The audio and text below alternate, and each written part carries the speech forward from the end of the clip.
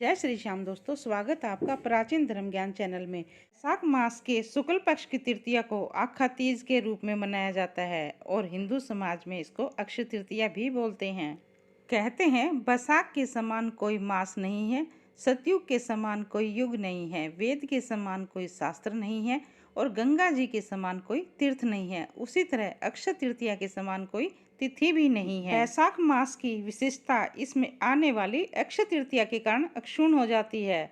वैशाख मास के शुक्ल पक्ष तृतीया को मनाए जाने वाले इस पर्व का उल्लेख विष्णु पुराण सूत्र, मत्स्य पुराण, नारदीय पुराण तथा भविष्य पुराण आदि में भी मिलता है। इस दिन कुछ विशेष उपायों को करके कई लाख गुना फल प्राप्त कर सकते हैं।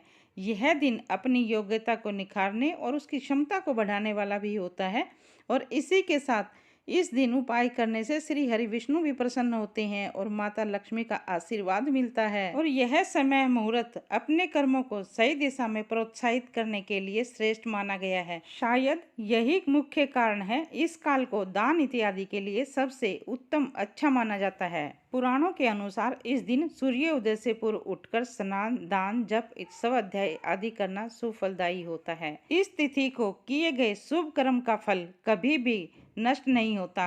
इसको सतयुग के आरंभ की तिथि भी माना गया है, इसीलिए इसे कीर्ति युगादि तिथि भी कहते हैं। और यदि इस दिन रविवार हो तो वह सर्वाधिक शुभ और पुण्य फलदायी होने के साथ साथ अक्षय प्रभाव रखने वाली भी हो जाती है। इसी तिथि के दिन धरती पर भगवान विष्णु के चरणों से माँ गंगा अवतरित हुई थी। द्वापर, सतयुग व त्रेता युग की प्रारंभ की गणना भी इसी तिथि से होती है। और पृथ्वी पर देवताओं ने 24 रूपों में अवतार लिया था। इनमें से छठा अवतार भगवान परशुराम का था और पुराणों के अनुसार अक्षय तृतीया को भगवान परशुराम का जन्म भी हुआ था। तो अक्षय तृतीया की महत्ता बहुत अधिक है। अक्षय तृतीया के विषय में मान्यता है इस दिन जो भी काम किया जाता है उसमें बरकत भी होती है, यानी इस दिन को अच्छा काम करेंगे उसका फल भी कभी समाप्त नहीं होता है। अगर कोई बुरा काम करेंगे तो उसका काम भी परिणाम कई जन्मों तक हमारा पीछा नहीं छोड़ेगा।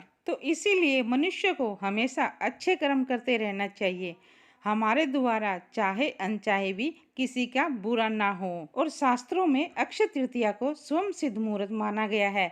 अक्षय तृतीया के दिन मांगलिक कार्य जैसे विवाह, गृह प्रवेश, व्यापार अथवा उद्योग लगाने के लिए भी इस दिन को अति शुभ फलदायी माना गया है, क्योंकि अक्षय तृतीया अपने नाम के ही अनुरूप शुभ फल प्रदान करती है और अक्षय तृतीया पर ही सूर्य व चंद्रमा अपनी उच्च राशि में भी होते हैं। तो अब बात कर लेते हैं अक्षय तृतीया के दिन क्या करना शुभ फलदायी होता है। लेकिन उससे पहले आपसे रिक्वेस्ट है, वीडियो को लाइक और चैनल को सब्सक्राइब अवश्य कर दे और नोटिफिकेशन ऑल का बटन दबा दे ताकि कोई भी वीडियो मिस ना हो। और वीडियो को पूरी देखिए, स्किप बिल्कुल मत करिए, नहीं तो कुछ जानकारियां आपसे छूट भी सकती हैं।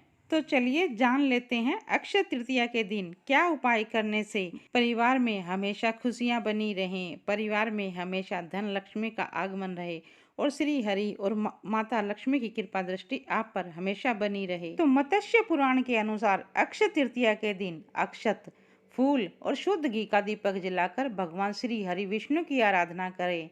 ऐसा करने से भगवान श्री हरि विष्णु की विशेष कृपा प्राप्त होती है और संतान की कभी भी हानि नहीं होती है।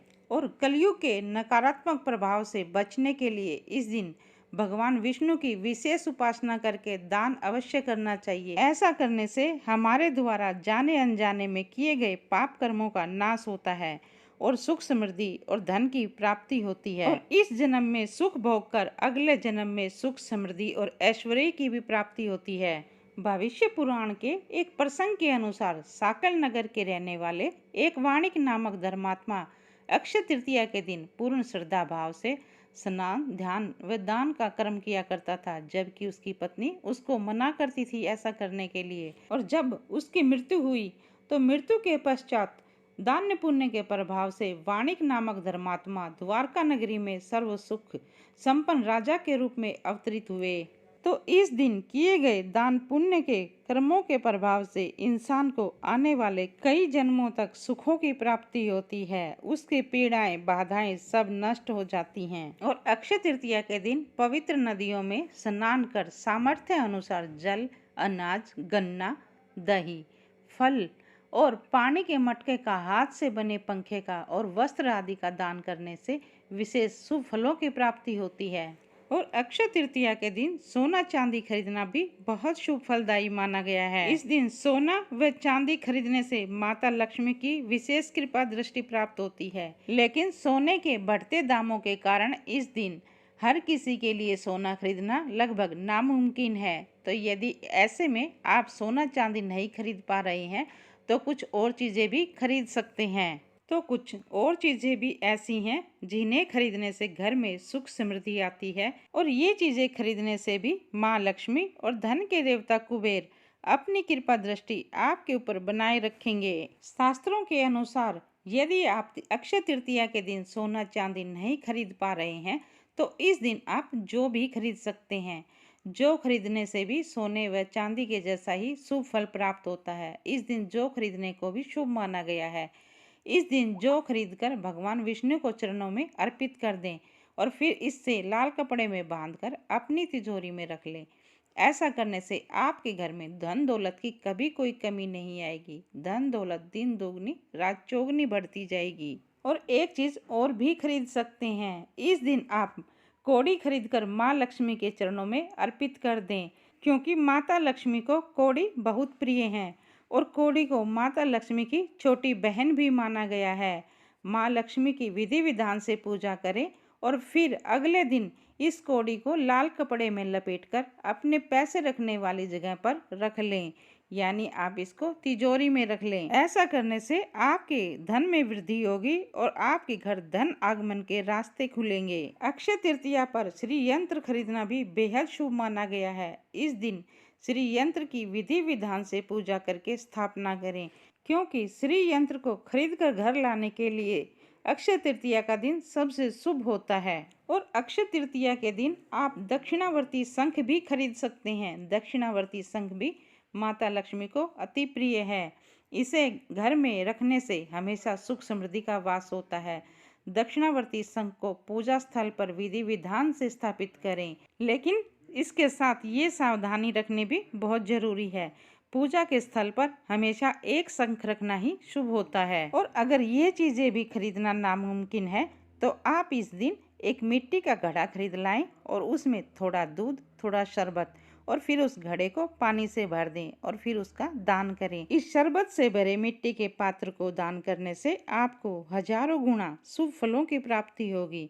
आपके कष्टों का नाश होगा, आपकी पीड़ाओं का नाश होगा और आपको सुख समृद्धि और धन की ऐश्वर्य की प्राप्ति होगी। तो ये थी अक्षय तृतीया से जुड़ी कुछ विशेष जानकारी। इस दिन क्या खरीदना चाहिए और क्या नहीं। आशा करते हैं इस जानकारी से आप भी लाभ प्राप्त कर सकेंगे। और जानकारी अच्छी लगी हो तो आपसे रिक्वेस्ट है, वीडियो को लाइक और चैनल को सब्सक्राइब अवश्य करें। और यदि आपके जीवन में भी कोई परेशानी बनी हुई है तो कमेंट बॉक्स में अपनी राशि और अपना नाम लिख दें।